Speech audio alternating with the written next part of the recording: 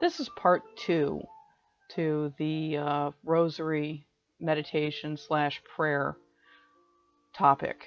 I realized after I finished the last video, I really needed to give you a little more detail.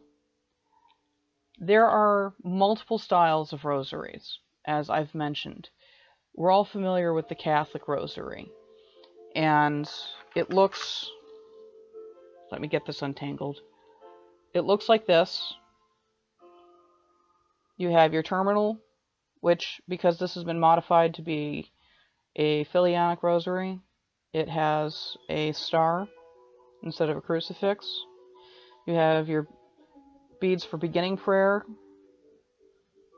on a Catholic rosary, and on the Filianic rosary, standard Filianic rosary, on this bead you would declare your statement of faith, then have your 3 Hail Marys. Then you would declare your meditative focus, which would either be your meditative focus like the Holy Mystery you're meditating on, or if you're doing magic, what you're casting for. And then on this bead, if it's a Catholic rosary, you say your first Our Father for your first decade. If it's a Filianic rosary, you say your first Our Mother for your session and your first decade. Your first group of 10 beads is called a decade. And on these beads, you say Hail Marys. The style of Hail Mary is different if you're doing a Filianic rosary or if you're doing a Christian Catholic rosary. But they're both called Hail Marys because of your hailing Mary. At this space between the last bead of your decade and the first bead in the space where it's your next Our Father or Our Mother bead, in the space between the decade and that bead, there are prayers you do at these spots too. I'm not going to get specific into them because that's another topic for another post. But you go around repeating your prayers, and then when you get back to your central bead where everything's held together, there's a specific set of prayers you do there that are your closing prayers. If you're doing magic with them, you would recite your intention and the closing prayers, along with a petition for said prayers to be answered. Now, that is a Catholic style rosary. That is the 5-decade Filianic style rosary. This is an Anglican style rosary that it was gifted to me. I modified it because the cross on it fell off. Yeah, that was a little bit awkward.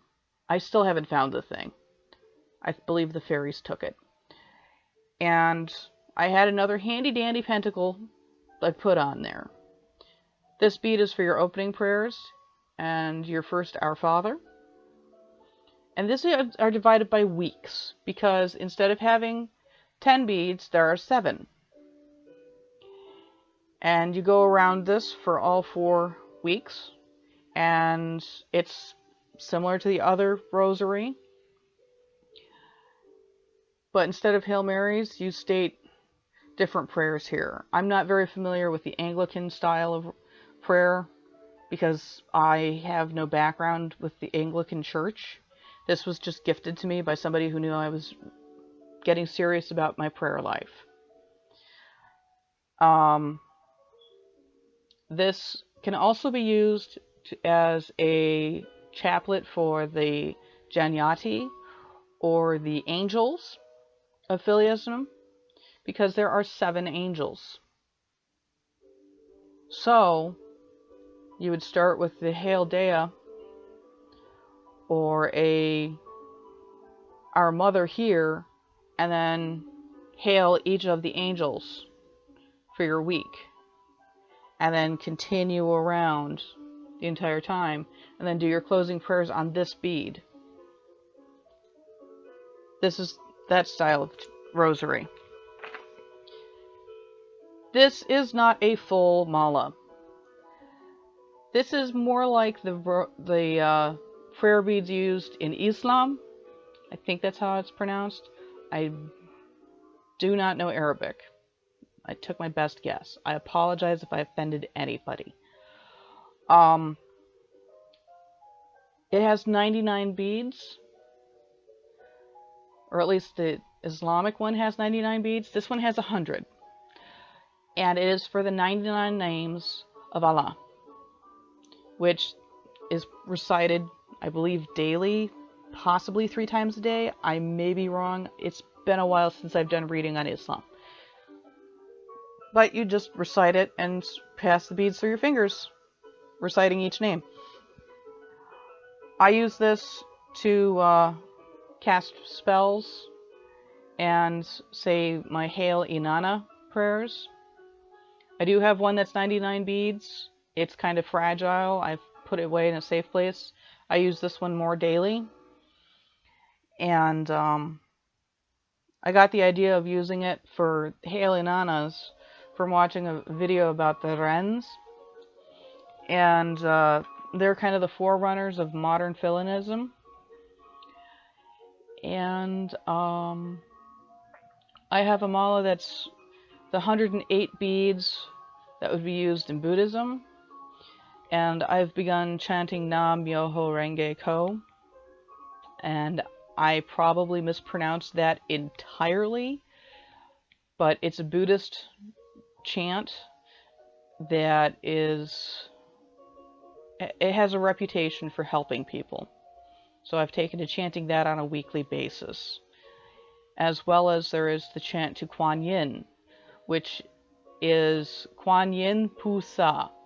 Again, I am 100% sure I'm mispronouncing all of this, and I know that Kuan Yin is merciful and will forgive me for making my best attempt and saying something horrible in my mistakes.